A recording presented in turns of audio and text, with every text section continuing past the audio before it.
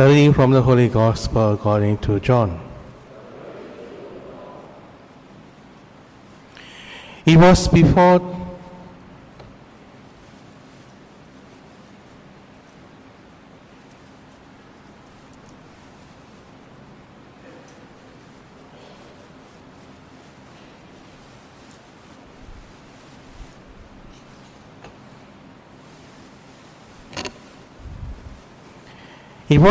the festival of the Passover, and Jesus knew that the hour had come for him to pass from this world to the Father.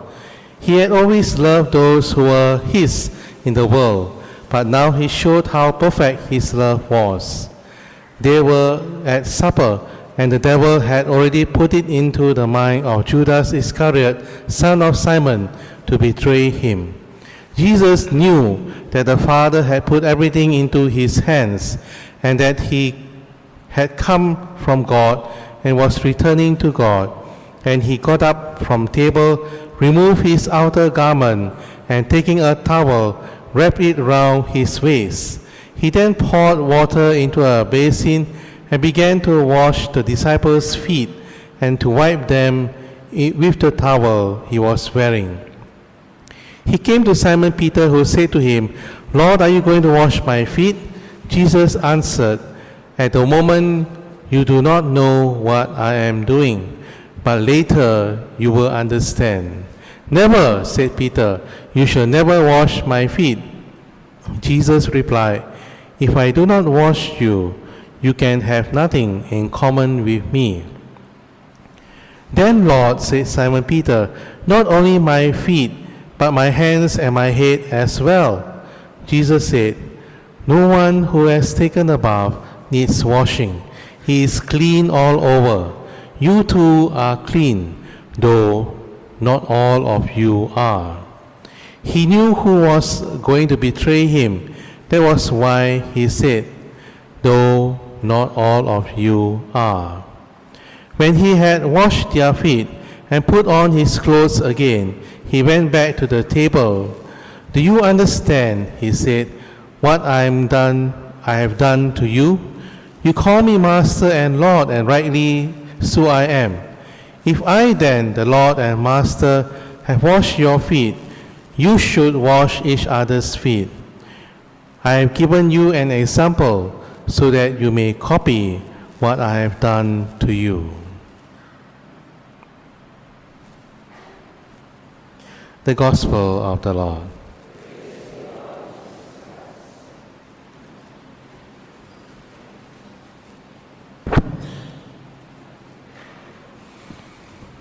Brothers and sisters in Christ, last week Wednesday, all the priests gathered in Kuantan with the Archbishop to pray together and bless holy oils.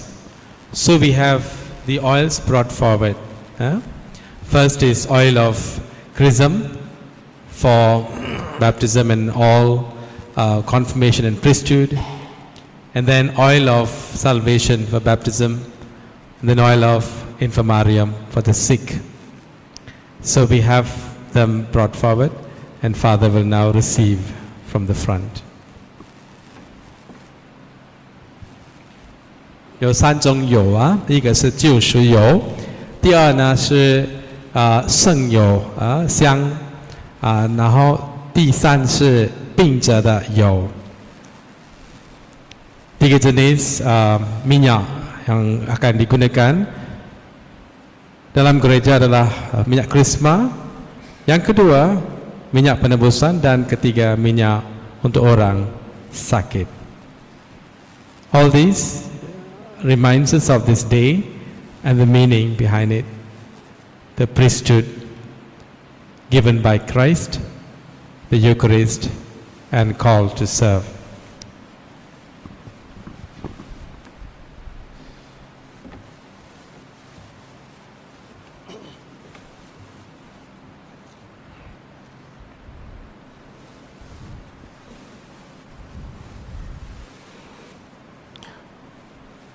好多的教友每个主日都会来参与弥撒，也把弥撒看作生活中重要的一部分。弥撒被视为对天主的祭献，我们一方面感谢天主所赏赐的一切，另一方面也祈求它使我们的需要获得满足。因为没行记中辅的错，就觉得弥撒是一个毫无条件性的理性公式。今天的礼仪要改变这种错误的想法。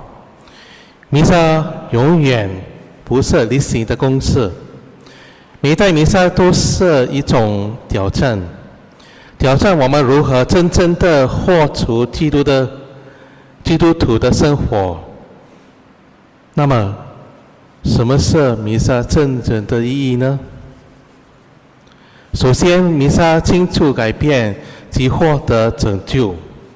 每次我们举行弥撒圣祭，就是纪念救赎的奥迹。我们想起过去天主如何救赎我们，现在仍不断地从黑暗及邪恶的势力中把我们拯救出来，并借着他的圣子耶稣基督的体血赏赐我们新生命。第二，弥撒宣告基督的死亡和我们的死亡，这是圣保禄在读经二所说的话。弥撒圣祭是耶稣在十字架上爱的牺牲，耶稣牺牲性命为使众人获得性命。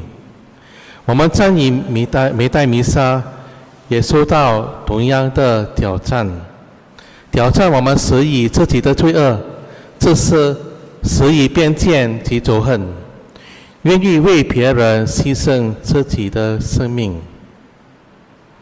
第三，弥撒是召唤我们为人服务。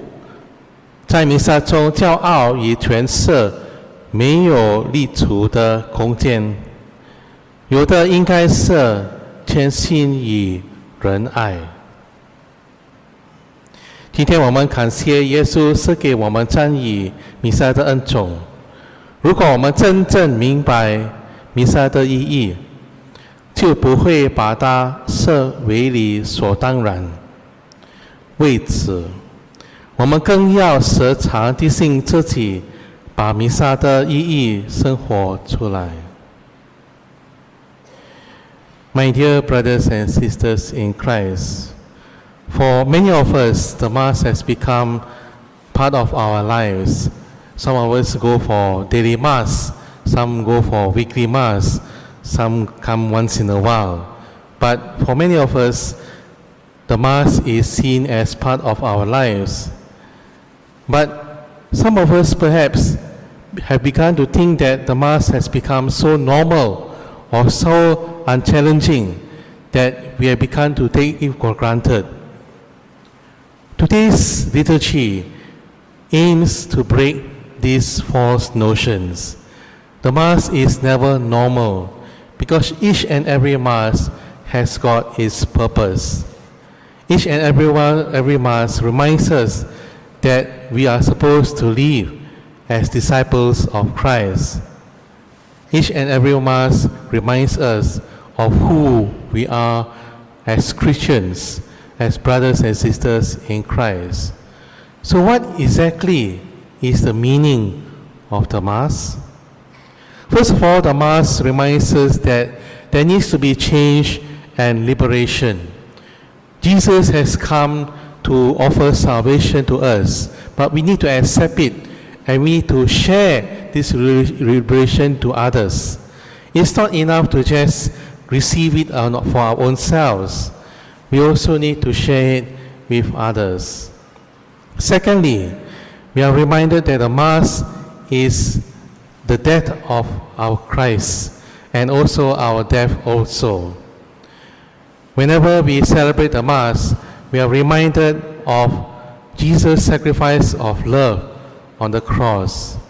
At the same time, it should also be our death to many things which are wrong or sinful. For example, death to our selfishness, death to our prejudice, death to our hatred. Sometimes in life, we become so engulfed in ourselves that we forget who we are. And that is why we have to constantly remind ourselves that the Mass is not meant for us to satisfy only our own desires. It is meant for us to die to ourselves so that others may live. And thirdly, the Mass is a call for service. What this basically means, my dear friends, is that we are called to serve others just as Jesus served others. It means that there's no room for power and pride in the Mass. If we go out and start exhibiting pride and power instead of humble service, then perhaps we may have missed the point of what the Mass is all about. Today, let us thank Jesus for the gift of the Mass. If we really understood its meaning, its significance, then we should never take it for granted. If we understood its meaning and importance, then we should make every effort to seek forgiveness for the many sins that we may have committed. We may not realize it, or perhaps may have forgotten that when we sin, we are breaking away that bond from God. And at the same time, we are making a mockery of the Mass. So in today's Mass, in today's celebration, let us live the Mass. Live as in L-I-V-E, not L-E-A-V-E. We are supposed to live the Mass. We are supposed to bring the Mass to other people. Not just to ourselves, not just to our family, but to whoever we meet, even in the office, even with the people around us, even with our country. Are we willing to do that? Or have we become so selfish, so self-centered, that we go for Mass only for ourselves? Let us always be reminded that at the Mass, we are all equals. We are all brothers and sisters in Christ. We may have different functions, that's okay. But each and every one of us are children of God. Are we bringing that gift of being children of God to others as well?